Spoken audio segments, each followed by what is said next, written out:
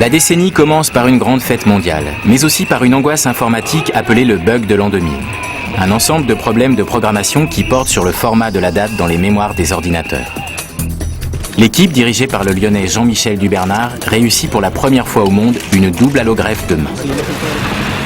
Le mouvement des implantations universitaires s'achève. En 2000, les sections littéraires de l'ENS délocalisent plus de 1000 personnes et choisissent à son tour cette région innovante et qui investit dans le savoir. Ces sections rejoignent Lyon et s'installent à proximité de l'école scientifique sur le site de Gerland.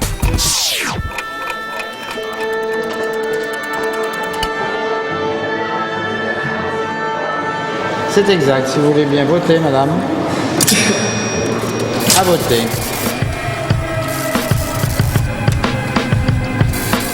Le Grand Lyon lance sa politique des grands comptes. La politique des grands comptes est innovante parce qu'elle amorce une politique marketing visant à satisfaire au mieux les grandes entreprises du territoire. Elle mobilise en interne diverses directions qui s'emploient à répondre, dans chacun de leurs domaines de compétences, aux attentes variées de ces entreprises. L'État lance un appel à candidature en vue de faire émerger des pôles de compétitivité sur le territoire national, qui est l'alliance d'un territoire et des entreprises. Et le Grand Lyon est prêt. Fort de son expérience depuis une dizaine d'années dans ses relations avec les entreprises, ces axes s'inscrivent dans l'histoire industrielle et scientifique du territoire. 5 pôles de compétitivité de dimension mondiale ou nationale ont été labellisés par le Comité interministériel d'aménagement du territoire. Lyon Biopôle, un centre de recherche scientifique mondial dédié à la virologie, à l'immunologie et au diagnostic. Accéléra, qui mobilise les acteurs de la filière chimie ainsi que ceux de la filière environnement. Lyon Urban Truck et Bus, un pôle à dimension européenne dédié au système de transport des personnes et des marchandises en site urbain. Tecterra, dédié au textile technique et fonctionnel. Il réunit tous les métiers de la filière de la fibre à la confection. Et Imaginov, pôle de compétitivité dédié aux loisirs numériques qui a pour vocation de développer les groupements entre les filières des industries de l'image tout en soutenant l'innovation. Le Grand Lyon met à la disposition des habitants un parc de vélos en libre service baptisé Vélov. Le Vélov, c'est depuis sa création 7900 tonnes de CO2 en moins. Devenu une vitrine internationale, c'est une innovation sociale de rupture liée au mode de vie urbain contemporain pour une nouvelle manière de se conduire en ville. C'est dans ce local que les équipes du Grand Lyon surveillent jour et nuit l'activité du tunnel de Fourvière, mais aussi de la Croix-Rousse, de Vivier-Merle et de Breteau-Servian. Le PC Comet, c'est la plus récente et la plus performante des installations informatisées de surveillance, qui permet de détecter au plus vite les événements trafic et de faire intervenir, si nécessaire, les secours le plus rapidement et le plus efficacement possible.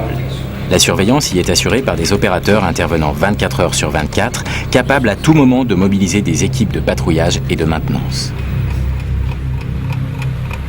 Et début 2009, l'État accélère le mouvement avec le plan campus pour remettre à niveau les bâtiments. 2 campus sont immédiatement retenus. La Doua, qui devient Lyon Tech, orienté sciences et technologies, et le campus en devenir Charles Mérieux, axé biosciences, sciences humaines et sociales. Le PRES fédère les sciences, au-delà des frontières entre sciences humaines et sciences dures. Une évolution qui illustre bien le projet de fusion des 2 ENS. Les directeurs d'établissements d'enseignement supérieur saisissent une opportunité offerte par l'État. Appuyés sur les collectivités, ils se fédèrent, jusqu'à Saint-Étienne, en un pôle de recherche et d'enseignement supérieur baptisé Université de Lyon. Les clean tech sont les technologies au service des hommes qui utilisent l'énergie, l'eau, les matières premières avec plus d'efficacité et de productivité, améliorent le profit des utilisateurs via une réduction des coûts et créent moins de nuisances et de pollution. Le Grand Lyon a pour ambition de devenir une référence européenne en matière de technologie propre d'ici 5 ans. Cette ambition s'appuie sur le potentiel de la région et notamment son tissu industriel et scientifique à l'image des pôles de compétitivité. Renault Trucks développe aujourd'hui par exemple un véhicule hybride, testé pour la collecte des ordures ménagères, mais aussi Accéléra avec le projet Rodanos qui a pour objectif de donner un leadership international à la région Rhône-Alpes en matière de traitement des eaux, des boues et des odeurs des stations d'épuration.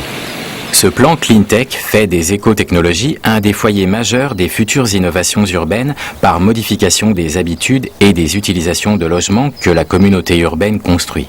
Ceci afin de réaliser des économies d'énergie en favorisant l'utilisation d'énergies renouvelables.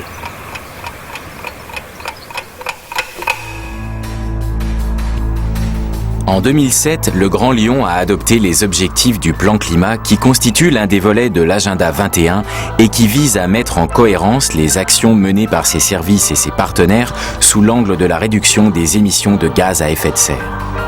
Depuis plusieurs années maintenant, avec la prise en compte de l'humain dans la société, l'innovation se fait en concertation, non sans heurts, mais avec une réelle évolution des comportements. La réduction d'émissions de CO2 avec le covoiturage aujourd'hui en est un exemple. Les habitudes de partenariat sont maintenant prises et c'est dans la nouvelle centrale d'épuration du Grand Lyon à la Fessine, modèle en matière de développement durable, que des chercheurs viennent s'installer. Les pôles de recherche viennent s'emboîter directement avec l'équipement.